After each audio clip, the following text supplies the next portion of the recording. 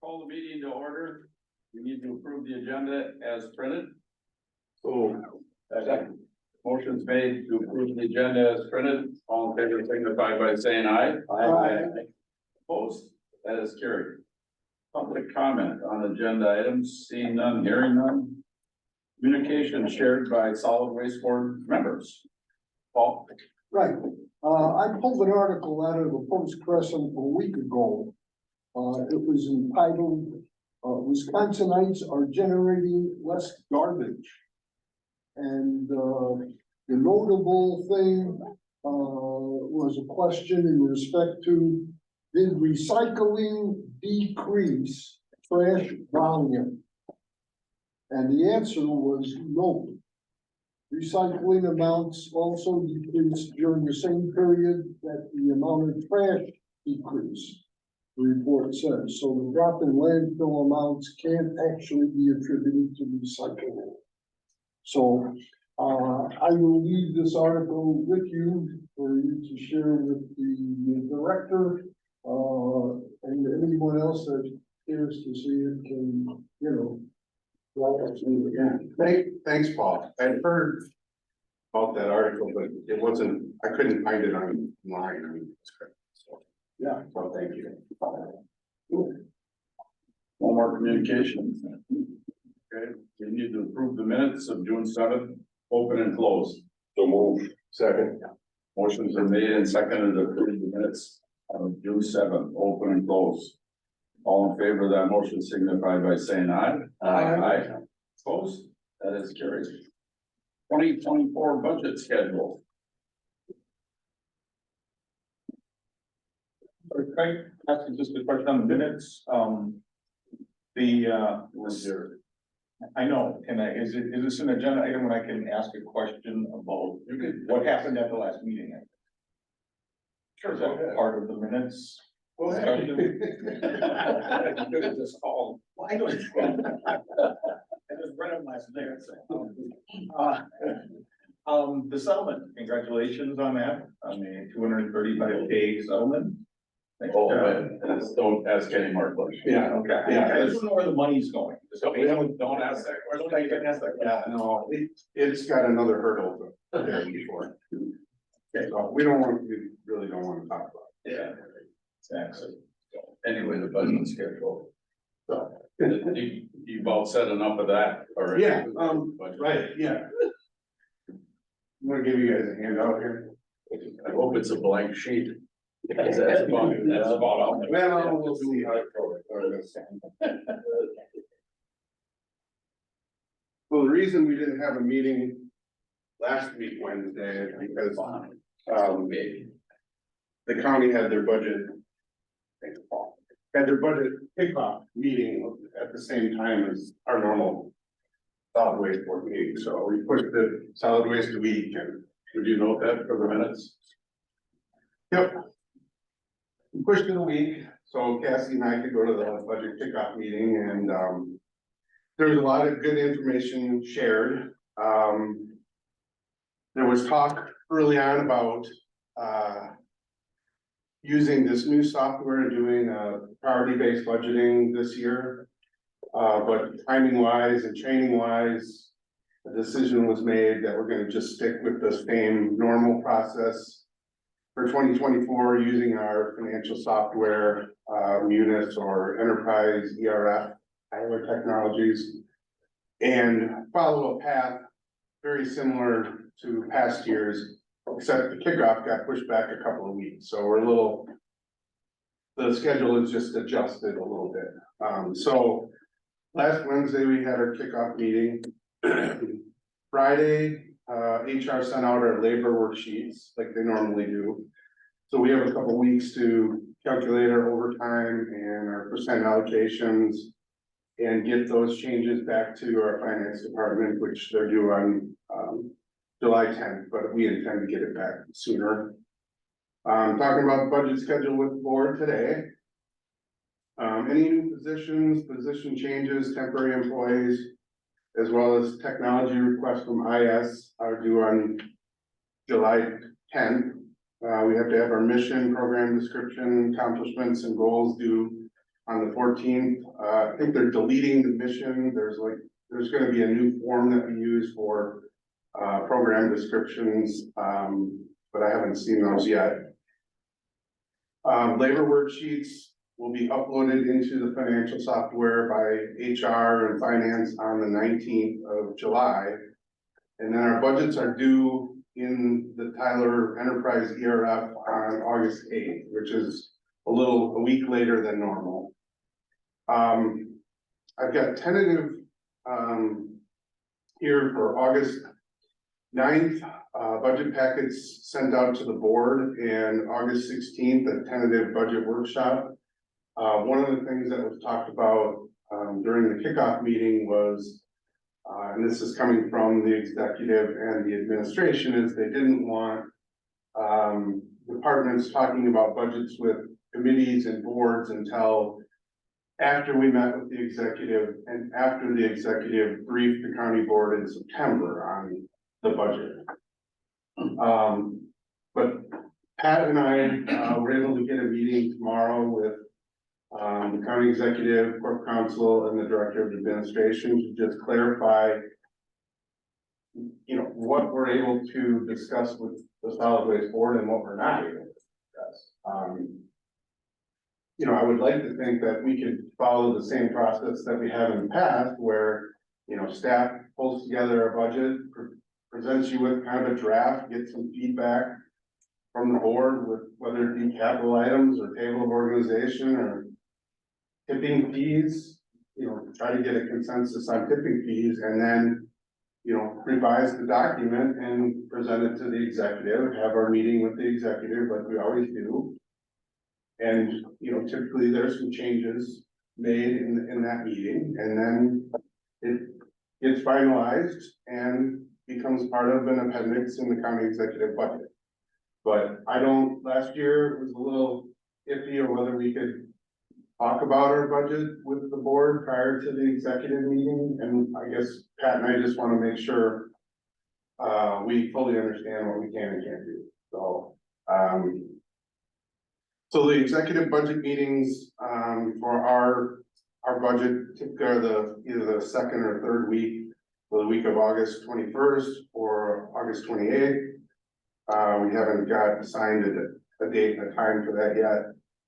And from what I'm understanding, the executive is going to present something at the September county board meeting, kind of a preliminary budget, once he's had a chance to meet with all the departments and kind of quantify things. And perhaps, I probably should have shaded this, perhaps on September 20th, then we would have kind of more of a formalized discussion, depending on how our meeting goes tomorrow with the board. So it's either gonna be in August or it'll be in September when you see our budget documents, so. And then the county board budget deliberations are going to be where they typically are at the end of October, beginning of November, so I will let you know more once we better understand what we can and can't discuss in the solid waste board as far as the budget goes. And we'll just go from there, so. For you county board people, I don't know how you're gonna. I don't know how your budget is gonna be presented from the executive and then not go back to the committee structure to discuss, you know, with your control department head and whatever, and that process is gonna be dragged down a little more, I would think, if it's appropriately addressed and whatever. So I don't get, that's why I requested a meeting with the exec. I just want to know, I mean, if this board isn't gonna be part of the process and whatever, then why be here? Why even discuss the budget is the most important part of it and whatever. So I don't get what's going on here. I get it and understand it, but I wanna hear it. Whatever, so I'll probably not be. I'm bordering on being throwing out. No. Go ahead, you have a question. I was just gonna say exactly what you just said, that you can't discuss the budget with the board that helps set up and approve the budget, I'm confused. Well, I guess just to add on to that, I mean, we have always felt like it was a good, working process where, we would put together our best ideas and judgments. And we always got great feedback from the board, whether it's positive, negative, add this, change, I mean, it was always great, but just to have that sounding board with all of you, because it helped, I guess it helped us, and then when we went and met with the executive, it was like a combined effort, combined document, it wasn't just something that I came up with. It was something that everyone shared in, the finalization of the budget, so. So I guess we'll see where it goes. Okay, So that's what I wanted to let you know there. More to follow at the next meeting, when we'll be talking about budget. Okay, discussion action options for continued operation of HHW product exchange room.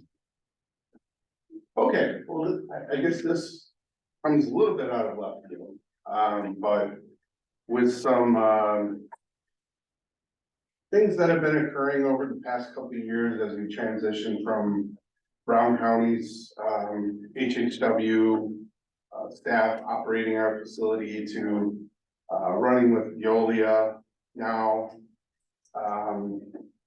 And some other information that our emergency management department shared with us recently. Some of the problems that Kathy and Cassie have been kind of dealing with as it relates to the product exchange room. We just wanted to kind of brief you on things and kind of get some feedback on some potential changes that could be made, I guess, to help us out and keep the public safe. So, Kathy's got a summary here, she'll walk you through The Word document, thank you. Okay, a little bit of history, and explanation of what this room is in case you're not familiar with it. The product exchange room is a portion of our hazardous waste facility across the street where products are collected during the household hazardous waste hours. These products are determined to be usable by staff and are made available to free to the public in this product exchange room. The products are provided as is with no guarantee of integrity or effectiveness. The product exchange room is open during our collection hours, which is our select Wednesdays and Saturdays, 9 AM to 12 noon, during the months of May through October. In 2022, about 14% of our inbound hazardous waste material was determined as usable and put into product exchange. That was equivalent to about 5,000 pounds. Of that, approximately 60% was taken by the public. And at the end of the season, the remaining product was shipped to our vendor for proper disposal. Could I ask you just a quick question on that? Sure. So everything that shows up is put in the exchange, or just some things that you determine to be It's some things that we determine to be usable usable? products. so total accepted somewhere in the neighborhood of 40,000 pounds a year, Okay, and we're putting about 5,000. 5,000. okay, so Into that room.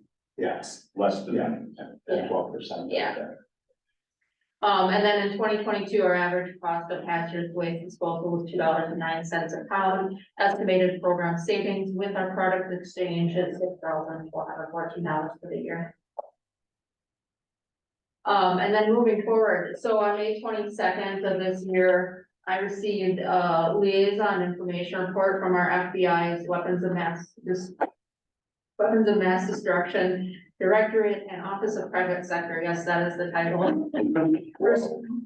Regarding availability of explosive precursor chemicals at hazardous waste collection sites. This was forwarded to us by emergency management. The report explained they wanted awareness of hazardous waste collections and product exchange rooms, enabling availability of certain chemicals that are used to make improvised explosives. They provided a list of items that are considered explosive for precursor chemicals, many of which are typically and currently available in our product exchange, not that I'm advertising that, but just, letting you know. Includes strong acids, drain cleaners, fertilizers, paint strippers, pool chemicals, and solvents. It's untraceable. The FBI encourages, household hazardous waste programs and product exchange rooms to check IDs, watch for suspicious activity, and report suspicious behavior to the FBI. And the EPA, they also encourage one-day hazardous waste collection to avoid situations like getting this material into hands, alternative motive of using it. Other concerns we have fielded by running product exchange, this comes from staffing, Brown County and Veolia staffing, it comes from our own staffing, personnel who've heard things and seen certain things. And product exchange could lead to illegal activity, environmental cleanup, and misuse of material in general. More specifically, materials used for substance abuse. A material could be used for illegal substance manufacturing. Materials hoarded. It is resold to the public at times. And the vendor liability, county liability is which we must be aware of at least, if the wrong material gets in the wrong hands. Benefits of this program in the past, we've cited the financial, disposal cost savings at $6,400 last year. It's a feel-good program because instead of sending this material to an incinerator for proper disposal, we're putting it back out where people can use it out. Feel-good program for helping people save on household expenses, and we've become aware of business expenses being saved from having this product exchange room. And then going forward into options, staff here, we've considered what if we maintain it as is? What will that take? What if we scale back to only items that are not on the FBI and DOJ lists? What if we supervise the product exchange room with a Winnebago County employee while that is for our staffing? And what about discontinuation of the service?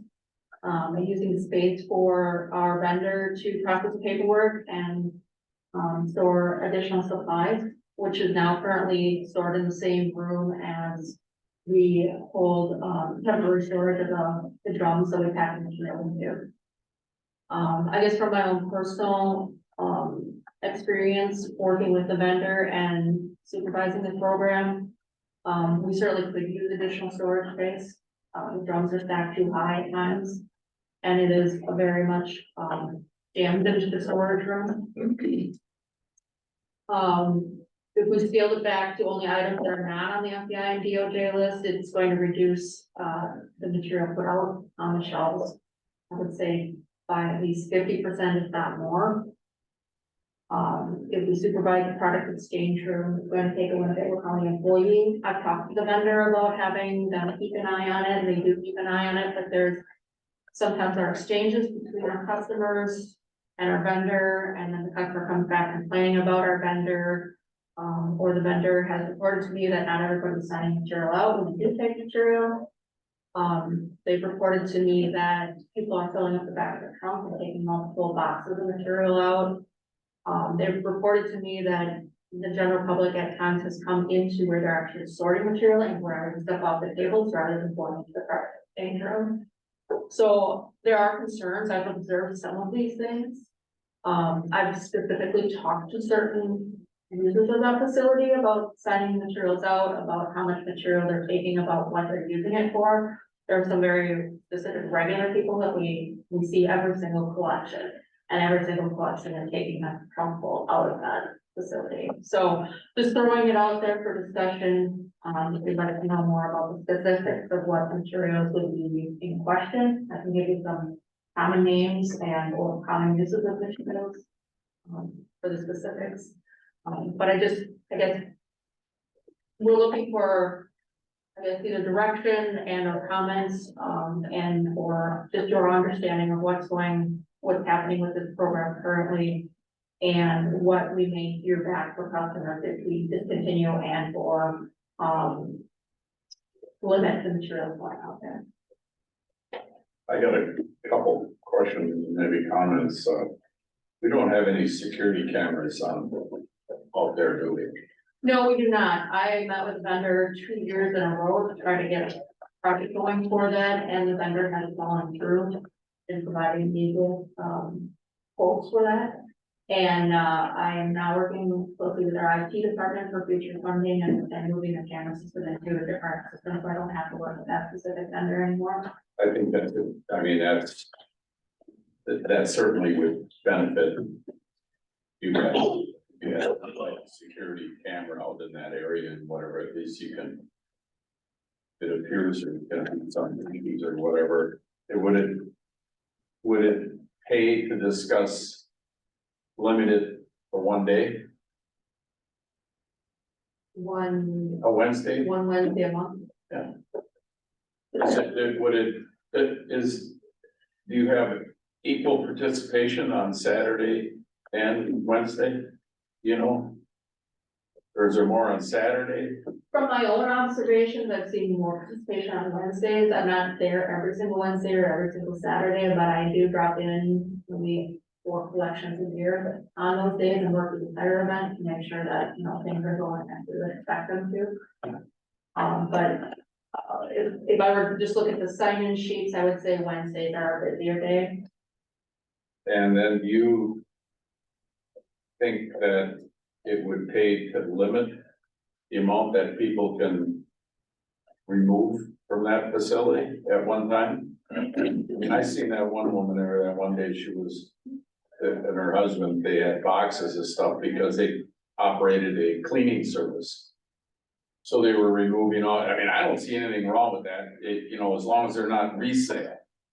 You know, I understand, I heard there was people that are reselling some of that stuff, you know, and whatever, I guess I'm somewhat against that, however, it's removing it from the waste stream also, you know, so it's beneficial and whatever, so I never thought there would be people in their 40s and whatever, and that stuff, but, I think it's a great service. And originally, what we started that for was to keep it out of the landfill, all that stuff and whatever, and see, and then it just kind of grew a little bit and whatever, it's certainly not a burden on our budget by any means, and whatever, but I don't think we need to, you know, maybe we don't need to do it on Saturday, we don't need to have an employee out there and whatever. Just one day, and then you could have some signage that says limit usage, you know, or to a box or whatever, and that kind of stuff, you know, I think once people get that message, they understand it and whatever, so. Those are just my comments, so. You're like Menard, whatever you can fit into this bag, is all you can take home, I don't, Yeah, you get 11% off on that. there you go, yeah. Send in the rebate. Kathy, the 5,000 pounds, is that how much is put in the room, or is that how much is taken out of the room? That's how much is put in the room, and only 60% of that is actually removed from the room. So So we're about talking 3,000 pounds. pounds a year is actually removed by the public, and 2,000 goes back with the vendor at the end of the year. And if we take out all the homeland security stuff, it could drop down to 1,500 pounds. Oh, yeah, or less. I mean, we're talking about like the pool chemicals and the heavier stuff like the fuels that are in there, solvents, paint thinners. If we add the DOJ list for not cooking, which I'm sure you're well aware of, again, paint thinners, drain cleaners, acetone, also substance abuse, we're talking about people who are huffing. It's freely available, anybody can show up and grab that stuff, I've seen it in stores, I've seen it working in the private sector, but they're after aerosols and glue and adhesives and solvents, so all that material, we would have to consider removing from that room, which basically leaves some cleaners and some automotive products in them. And at $2 a pound, we're talking $3,000 a year is. Yeah. So to hire staff, if we had to hire a staff person, we lose money. Right, if we dedicated one of our Yeah. Winnebago employees over there for one day, I mean, it would be non-productive. That's how I would look at it, it's non-productive time. There's always positive interaction with public. There may be negative interaction with public, depending on who shows up that day, and gets the message. Yeah, But it can be pretty, I've received, confronting. yes, confrontational. Yeah. In what, give me an example.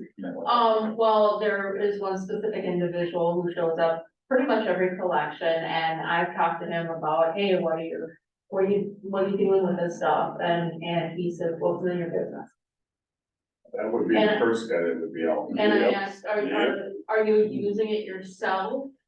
Are you storing it for later use? Have you signed the sheets?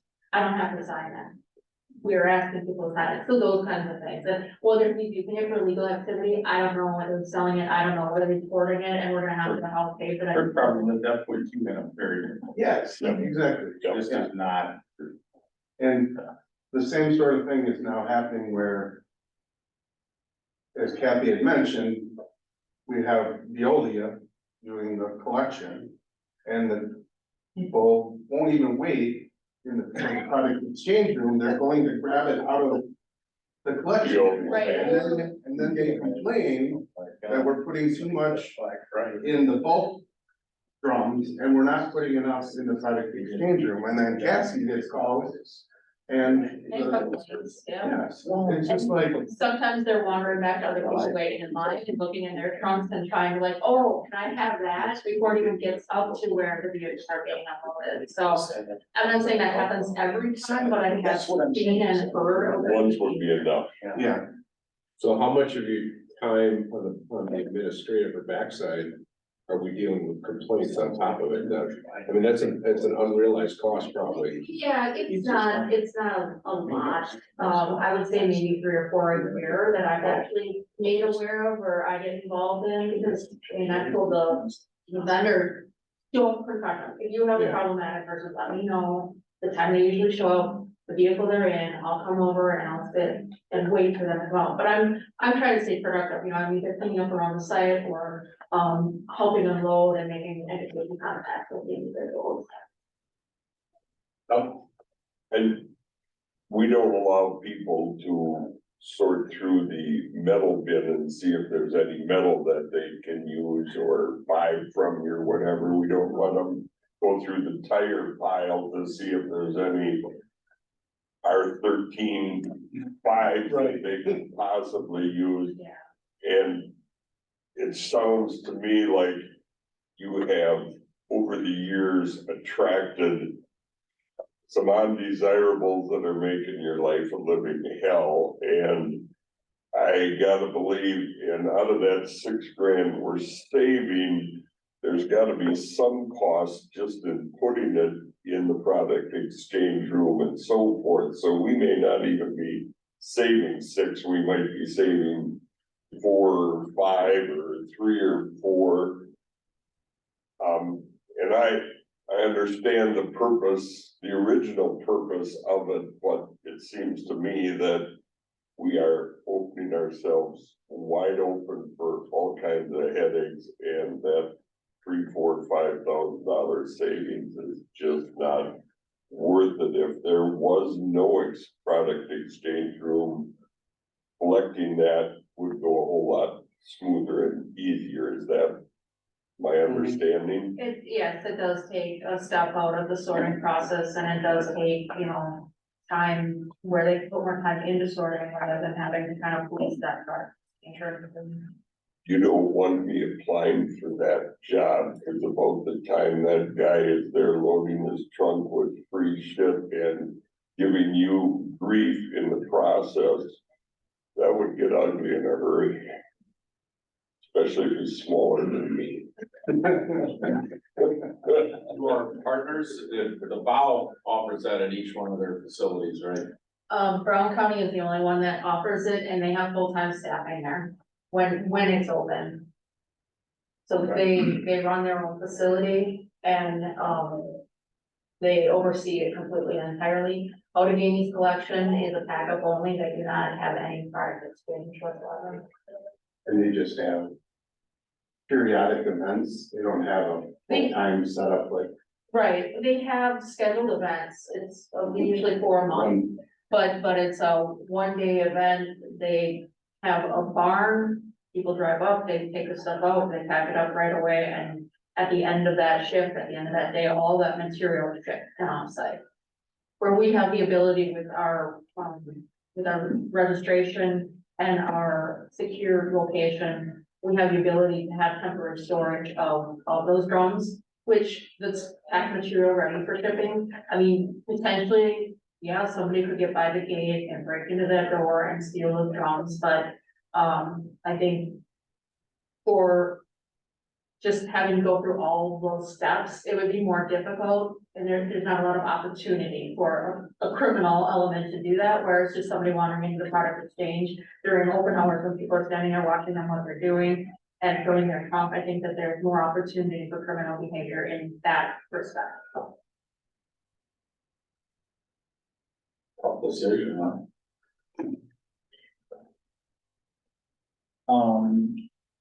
If this was going to be eliminated as a service, what would be the date?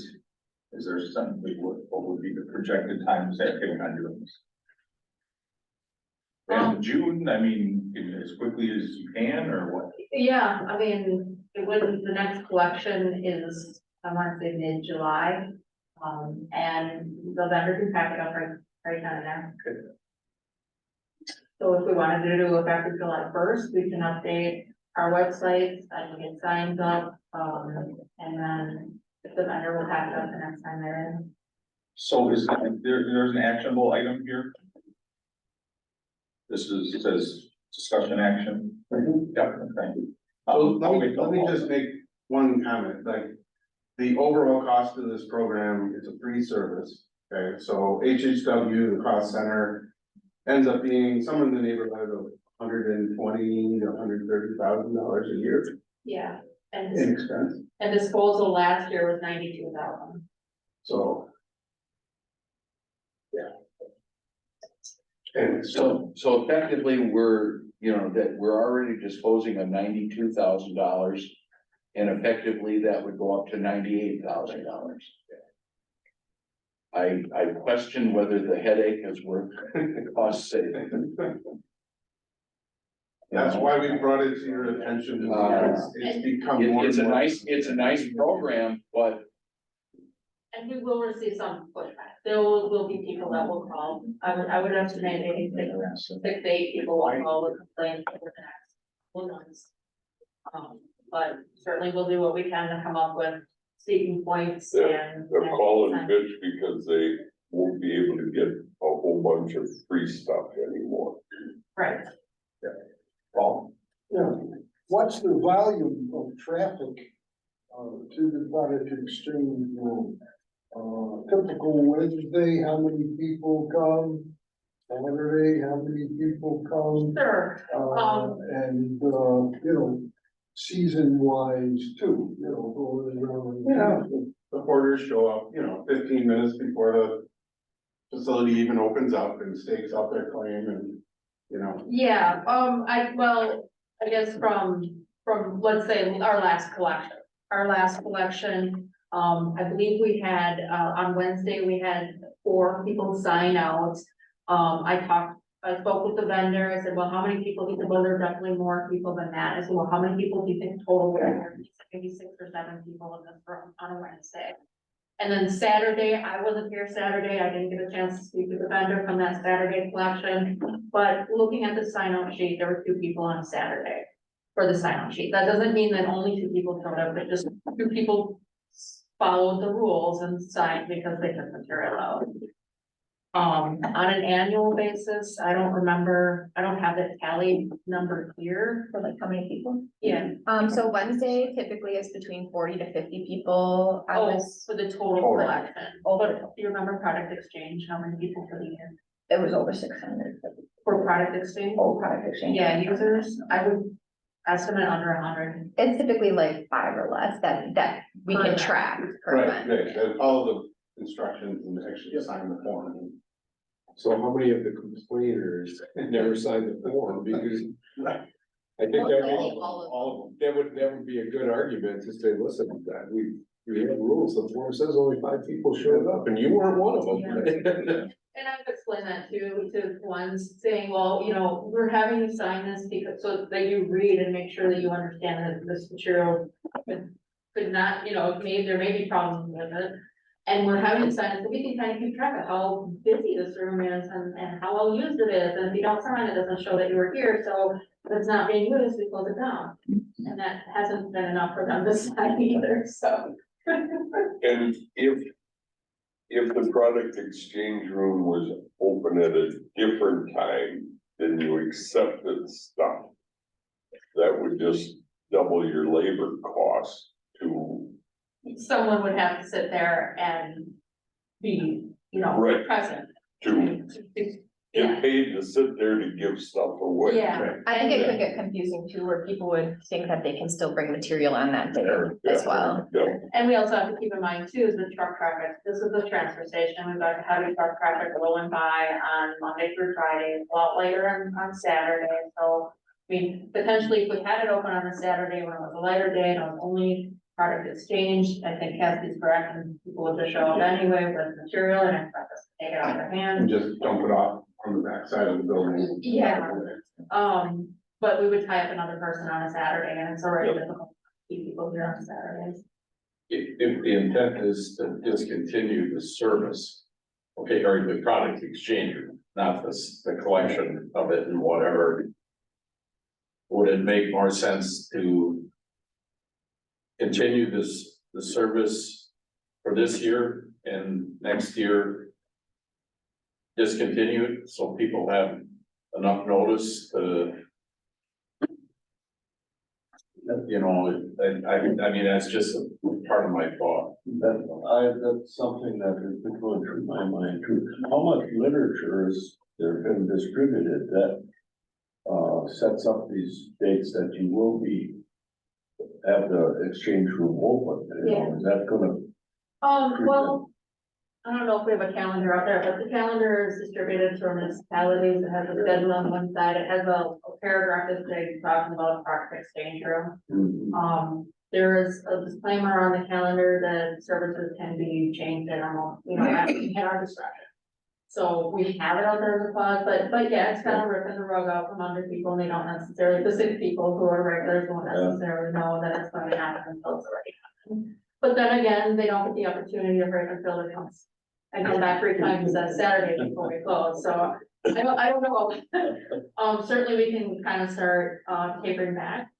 Having signs up, tapering back on the material that's going out and then discontinue completely at the end of the season. That's the option. When is the end of the season? October 28th is our last collection day. Well, Thank you.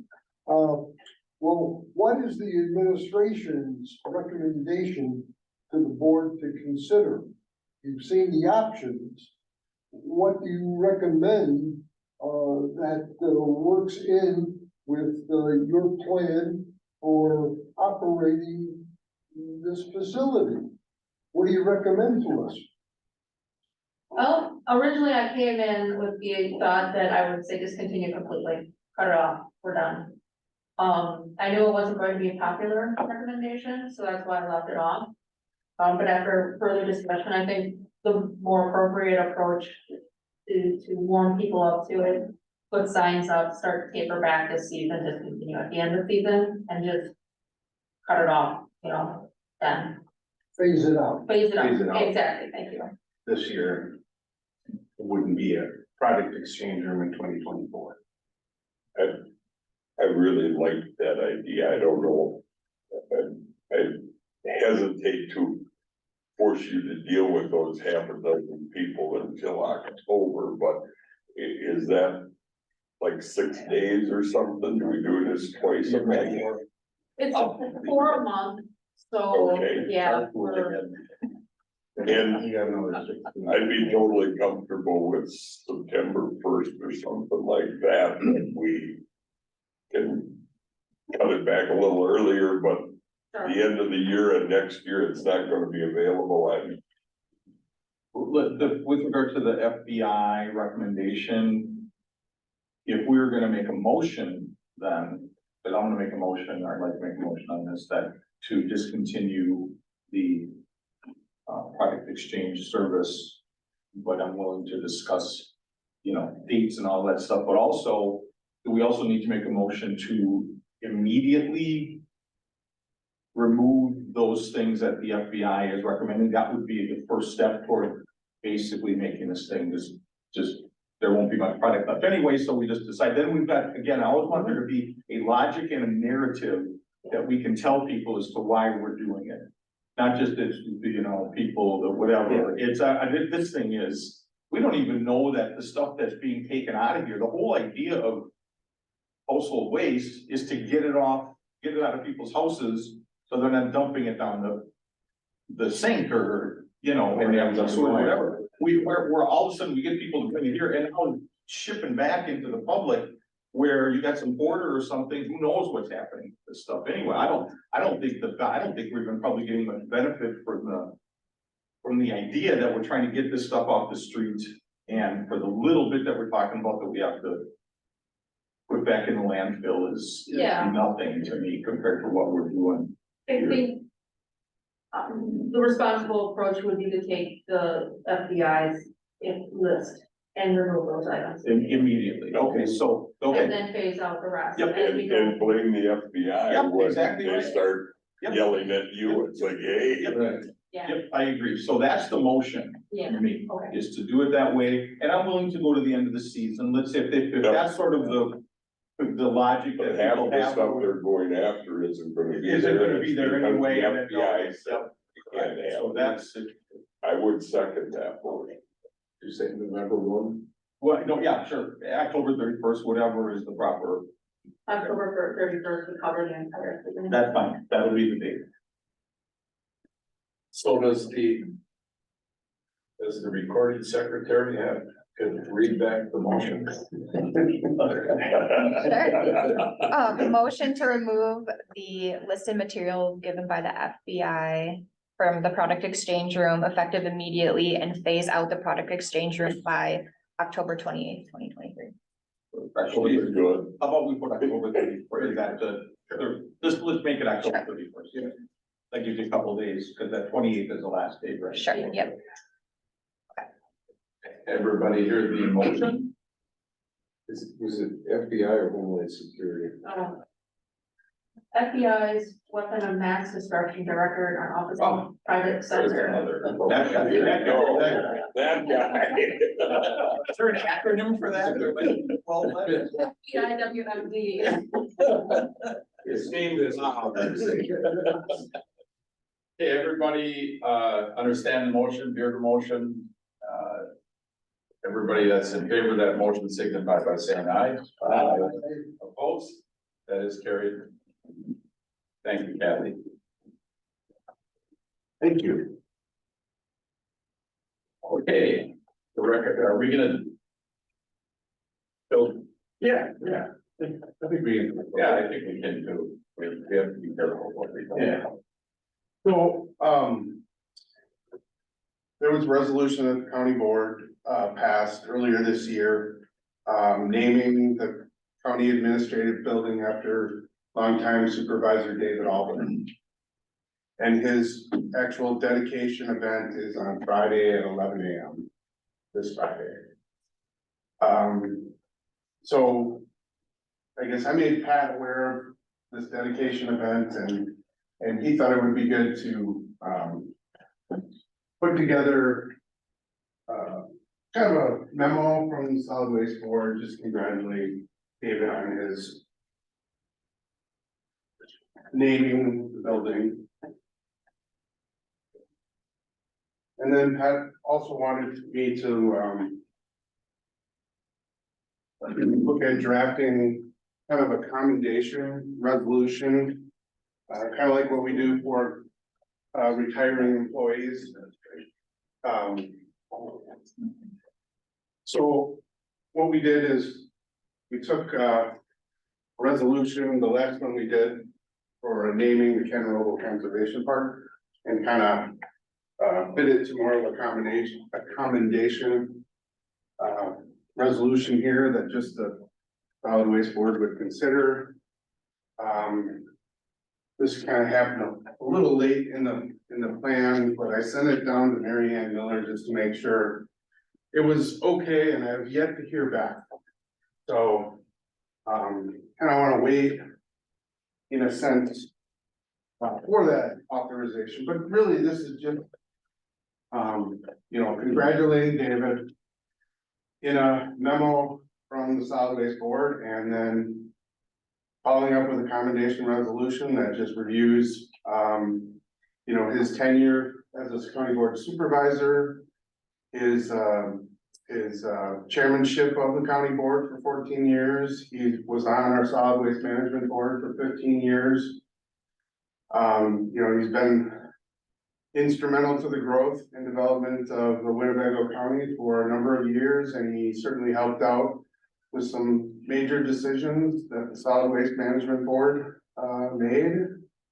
We feel it's fitting that the building is named in his honor, and we just want to commend him for his service, and a copy of this resolution would then be, when it's approved by Mary Ann, would be signed and given to David, and given to copies to the county board of supervisors, just as more of an FYI.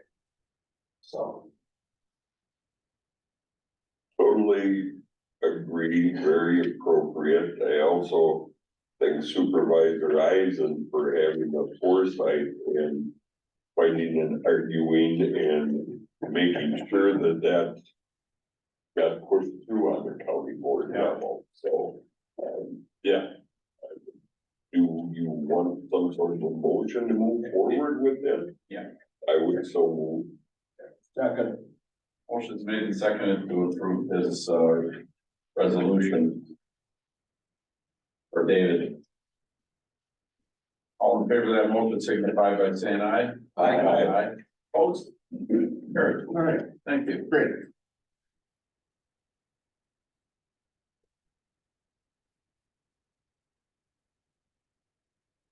Mr. Director. Yes. I guess probably one of the biggest items on here is, unfortunately, Jessica Hanson, our communication and program development specialist, turned in her resignation on June 12th, and her last day with the county is today. So we've been kind of reeling, in a sense, trying to determine how we're gonna divvy up duties in the meantime, and then figure out, maybe a little different game plan moving forward, but. So Pat knew about this, but I just wanted to make sure that you all knew that our social media person is going to be moving on to different opportunities, still in the environmental recycling field, just something different, so. We continue moving waste and recycling from our transfer station. Right now, because of an operational need, we're sending the majority of our waste during the day, goes to Outagamie County now. They're building a big screening berm along the north edge of the phases 1, 2, 3, where they're filling. An extra waste from us would help with that. And then the last loads of the day end up going to Brown County because the drivers end up in the pier at the end of the day. So it's been a good system for the last couple of weeks. Recycling just always goes to Outagamie. Gas and energy operations, Yeah, backing up, to the discussion of replacing the, employee Yeah. that is, resigned. Yeah, Have we given thought to, making contact with temporary employment services? We may have, applicants that have those kinds of skills. Not only, could this be, a avenue to plug that spot, and to have continuous service in that area, but it also might be a good recruiting, if that individual, turns out to be a good fit. So, you know, I might just add that on, to the end of the discussion. Okay. Who's the employee, and then, you know, going to the drawing board and advertising and, seeing how you're gonna divvy up her work, so that, we continue to have, external communications. But that's gonna, it's gonna put extra work on all of our, office management, staff. So, you know, for what it's worth, you know, maybe, what we got placed to work. Well, anyways, temporary work, so sure. Okay. Something to consider. We're still trying to evaluate how we want to move forward with the position and rehire. But we'll take that into consideration, so. Gonna have to break you guys up over there. Can't let those two sit together no more. No, yeah. This is where truth is stranger than fictions. Yeah, so gas energy, we've been pretty successful after the repair, to an area on the east slope of the landfill that kind of limited the oxygen issues on the east part of the site. So it's been pretty consistent at about 500 to 550 CFM. With good methane, 52, 53, oxygen below 0.5%. It's really prime for running the engines. But it doesn't allow us to run the two big ones. The two big ones need about 700, 750. So we're kind of balancing 2R, which is the smaller one, the newest one. And then we rotate between the two older units as we're doing maintenance on that. So I guess we're trying our best to keep, you know, essentially 1.6 megawatt going 24/7 and doing maintenance on the off engine. So on the revenue side, though, bottom line is, we're gonna be budget by mid-year Yeah, for revenue. Yeah. And everything else. yeah. As far as the revenues go, May was pretty decent, 54,309. Obviously engines 2R and 3 ran for the majority of the month. We have to try and run engine 4 a little bit. Otherwise, we end up with about $1,000 electrical expense if we don't run engine 4 at all in a month. So I guess he's trying to mix that in. Right now, we've got a turbocharger issue that's just about been resolved on engine 4 and some other maintenance wear parts that he was replacing while he was headed down. But again, our budget of 400,000 was based on some rates that WPS had back, you know, a year ago. Those changed quite a bit at the beginning of the year.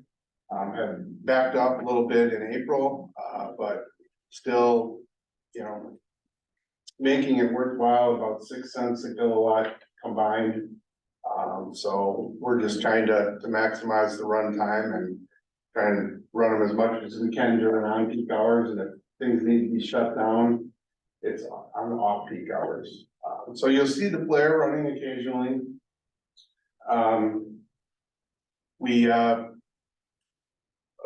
Our mechanical technician needs time off every now and again.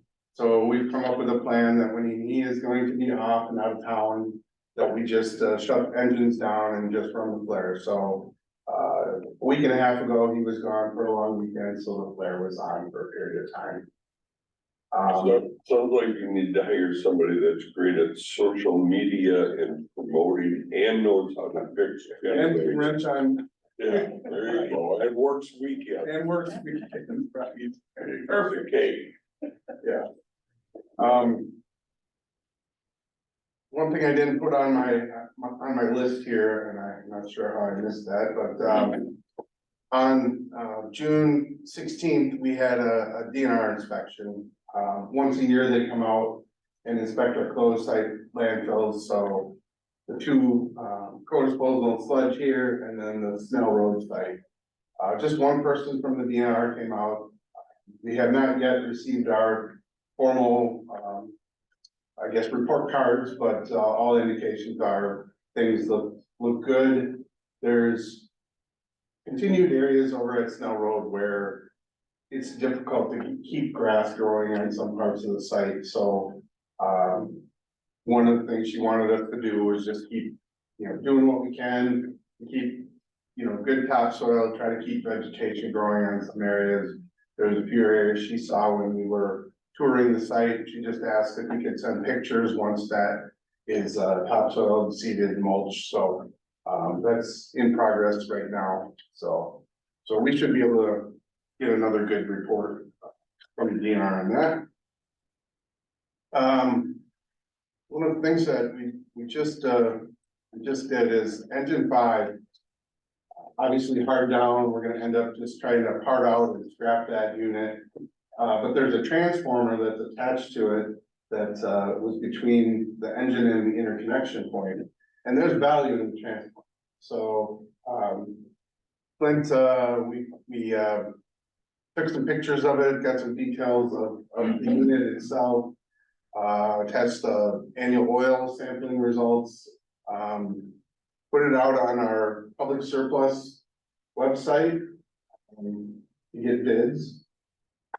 And the winning bid came back at $65,636, which is kind of shocking. I mean, we were thinking somewhere in the neighborhood of maybe $20,000. But there was like 5 different people that were 5 different companies that were bidding on it. They bid it up to about $54,000, and then it came down to 2 different people that went back and forth until one gave up. The auction actually had to be extended by an hour on Sunday afternoon. So I guess we're still working with the winning bidder to receive payment, and then they're going to be required to come in with some sort of flatbed truck and hire out a crane service to lift it off the pad and set it on their truck. But transformers in good condition are worth a lot these days. Cool. Yeah, so like a month worth of power generation revenue there. I also decided that I would send Nothing, we're just being. We used to have, last year, we used to have kind of a full group department head meeting once a month. We had like a cohort group where it was just myself, facilities, highway, and airport meeting with the executive. And then they had one-on-ones where I met with John Damo once a month. Those have kind of gone away. We're just having like one big department head meeting once a month so far this year. So what I wanted to do is just periodically send him kind of a general update on some of the things that we're working on, some of the, just to better keep him in the loop. I don't talk to him on the phone regularly. I don't see him regularly. And I just thought maybe it would be good to do kind of a bi-weekly or a monthly update for him so he's aware. Well, we used to have John Fink in all our meetings, so. Exactly. We had executive left on. Right, you are correct. I mean, John was here pretty much every meeting, and when we needed information conveyed to the executive, he was our communication person, so. I plan to keep doing that at regular intervals and then maybe just talk to him and see if that's valuable information. I mean, obviously, he can sit in and watch, the solid waste board meeting, but not everything that we talk about in here is what's really happening, as far as operations on the site, so. Let's see, recycling contamination. Thought about that one a little bit. Sure, GFL, oh, no, let's start with waste management. Okay, waste management. We still have about 5 or 6 communities that are using waste management for collecting recyclables and waste in their, communities. Waste management has, become, they're taking more and more of the material back to Berlin. And if it's a landfill material going back to Berlin, it goes in the landfill there and it's completely out of our system, and that's the material that's contracted to us through our signing municipalities. And if they're taking recyclables back to Berlin, they unload them there, they sit for a couple days, then they get loaded into a semi and go out to the MRF, our MRF. Problem with the material that's being held over at Berlin is it's starting to decay, as you can see in the picture here, highly contaminated. They're mixing it with materials from outside of county and outside of our education area. They're shipping it to the MRF and it looks like that when it shows up at the recycling today floor. That's what it normally looks like here. So you can see how different recycling looks when it gets contaminated with chemicals, does not comply with our education and outreach efforts. So, Alex Nett, our, recycling administrator up at Outagamie County, got me on board with what was going on. This started in early May. We were discussing back and forth how to handle the situation and to see if Berlin would actually correct it on their own. They did not correct it on their own. So Alex and I discussed this next move here. Basically giving Berlin 2 weeks to come up with a corrective action plan to keep that material clean, since it is material that is, contracted to our system through our signing municipalities. Waste Management Berlin came up with a 3-point corrective action. One of those corrective actions was going to, that's I think the Excel document. Yeah. This one? Yep, that one.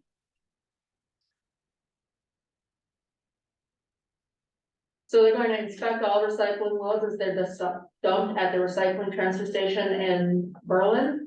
If they find contamination there, they're going to notify with pictures and documentation the appropriate parties. The communities that are under contract with Winnebago County will be direct call to Winnebago transfer station on the days of service. Apparently, they're not going to take those back to Berlin anymore. What happened in May is they diverted quite a bit of material, recycling material and waste, but recycling especially, over to Berlin. And they've always told our communities it's because the Winnebago County transfer station closes at 3 o'clock. We can't make it in on time.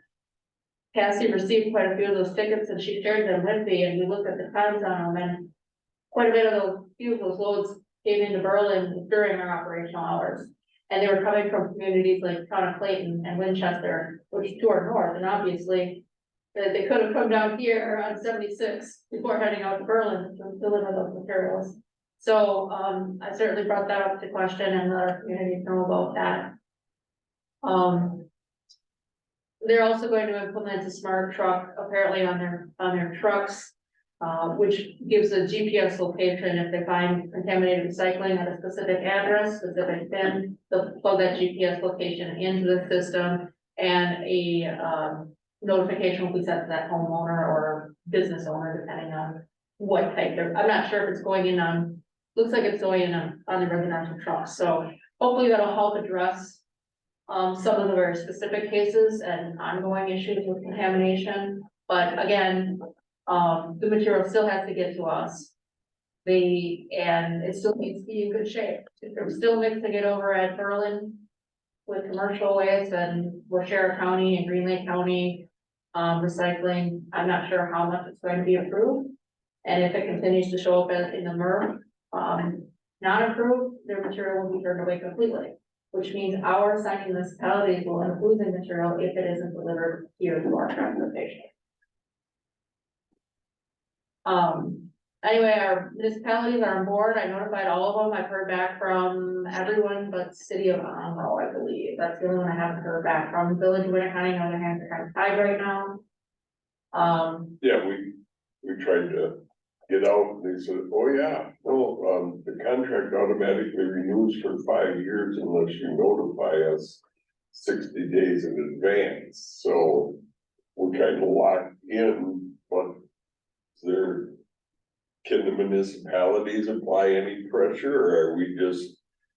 That's what I've instructed the municipality to do, to reach out to them directly, because they know their contracts, they're gonna know the language in their contracts, and they hold that contract. So that's what I've encouraged them to do, is reach out to waste management and say, hey, this is not going to pass, and we're going to end up losing out here because it's our trash and our recycling and revenues that we're supposed to be making off of it. Town of Winnebago County, Winchester, and Clayton were all very forward with communicating with me and saying, hey, yeah, we're on this. We're getting this out to our boards or supervisors and trying to get some action here. Quite a bit of the waste management material did come through our facility last week, Thursday, so that was an improvement from what I saw. We'll see if that continues, but I'll keep an eye on it, and hopefully that'll get as much of our recycling municipal material back into our system. And then waste management, if they can't figure out the contamination issues, we can cut them off without doing too much harm to our communities. And just for the record, in Winnie County's case, the village administrator was done on the 16th, the new village administrator is there, so I don't know who you talked to, but that might have changed somewhat, Yeah. so. I've been in contact with James Okay, and Ann Yeah, over at yeah, Public Works. yep, they're, they'll form the new administrator.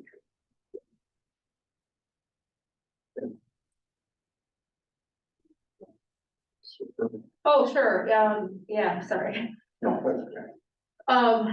This spring, the Tri-County organization through Outagamie County applied for an EPA Slicker grant, solid waste infrastructure, and I don't remember what the R stands for. But basically it's a recycling grant application for infrastructure. We were notified, recently that our application passed through into the second phase of review, so that's good. The EPA anticipates the final selection later this summer, and in case you're wondering what that's going for, it's for our robotics equipment that we're planning to put in at the end of this year. We held off on the project to find out whether we're going to get these grants or not. Has to be shovel-ready project, and so we're like, okay, well, we know it's shovel-ready, it's ready to go. We can either put money in it and get going on it now, or we can hold off and see if we get the EPA grant. If this EPA grant is funded, we applied for 1.2 million in grant funds through this. We already received 150,000 for that same project through the recycling partnership. So we already do have some grant funds accounted for or being used through a different program for that project, but we're waiting for this big one to come through. If it doesn't come through, we still have funds in reserve that will pay for that project. Project is necessary to help us get more material off the line and to kind of cure our woes with staffing. There's constantly short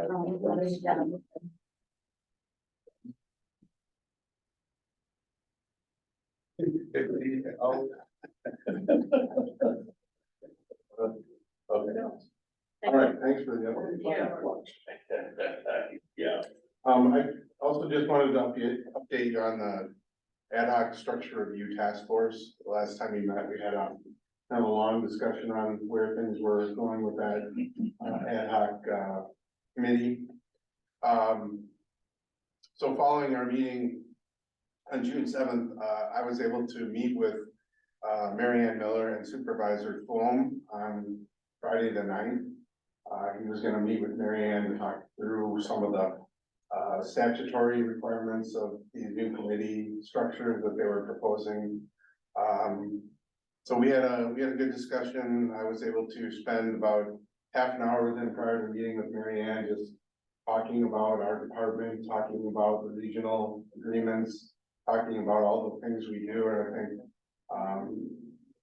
I think it was, you know, a good learning experience for him, knowing all the things that we do as a department and as a board. And, I guess before we even sat down with Mary Ann, he said, well, my intent is to recommend that the solid waste board stay as a standalone board. So we had our meeting. I ducked out when they started talking about some of the other committees, but it was nice that they were able to allow me to attend. Following Monday, the task force met at 9 o'clock in the morning. Pat O'Brien and myself attended virtually, and Doug Nelson and Jim Wise attended part of the meeting.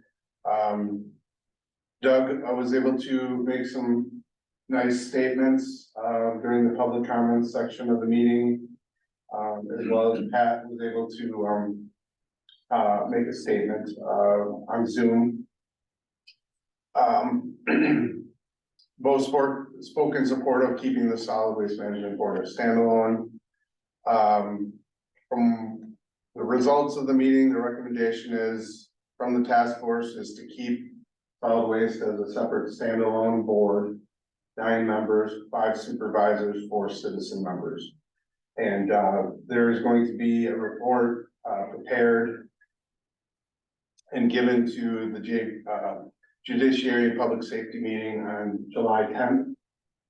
There's also a resolution that is being drafted by Corporation Council that if approved at Judiciary and Public Safety with the recommended structure changes, then it would go to the county board in August for approval. So there are some changes to some of the standing committees. How those will be received by county board, I'm not exactly sure. But I just wanted to update you that all things are leading toward solid waste being recommended as continue to be recommended as a standalone board. So I might add that Mary Ann, Corp Council, was very instrumental in guiding the committee in the direction that, you know, to leave us alone. So I owe her a debt of gratitude for that. I don't know how I'll have to pay that, but it's. yeah, and you know, from a statutory standpoint, you know, what the county board created back in 1975, I mean, it's pretty specific what the powers of this board are. And, you know, she just recommended that it's, you know, that's a pretty big undoing to consider, and recommended we just kind of stay the course. She said that in the meeting on June 9th, and she also stated the same at the task force meeting on June 12th. So, well, that was nice to get her feedback on that as well. Anyways, that's all I had, I guess, on the director's report. July 5th, is that what we're gonna do or not? I wasn't planning to have a meeting on July 5th, unless something comes up. The whole, I guess, Snell Road legal issue, closed session. It's undetermined. It sounds like, Ron, Mary Ann, and I are gonna have a call on Friday afternoon to talk strategy, but I think, the game plan is the issue will be brought to the county board on July 18th. Last I heard, there was gonna be a closed session discussion, but I don't know all the details. I was trying to get a feel for her on, you know, whatever's discussed and approved at county board. You know, does solid waste have to get another kick at it because, you know, we're talking about settlement agreement document, yet to be determined, but my guess is address it with county board on July 18th, and then perhaps we have a chance at it the next morning on the 19th. So, Okay, so I noted the July 19th. yeah, July 19th, unless something comes up. Yeah. But, there was a couple things I was also hoping to, as it relates to our gas to energy, the whole, EPA E-RIN thing, was thrown a little bit of a loop. The EPA rule that was finalized does not include E-RINs. It was left out of the package. And nobody really knows if it's just gonna be delayed longer or how it's gonna, affect us. We were kind of, E-RINs was kind of like the renewable attribute that we were kind of holding on to as the other piece of the puzzle. And that is not an immediate option for us, so, I was hoping to have more information to share at this meeting, but, I would guess in July we should have an update for you on the 19th. So. Okay, nothing else? Oh, go ahead. Just wanna ask, the stuff that was discussed in the closed session, is that still accurate or have? Mhm. Okay. Need a motion to adjourn. So moved. Second. Motion's been made and seconded to adjourn. All in favor of that motion, signify by saying aye. Aye. Opposed? That is carried. Thank you.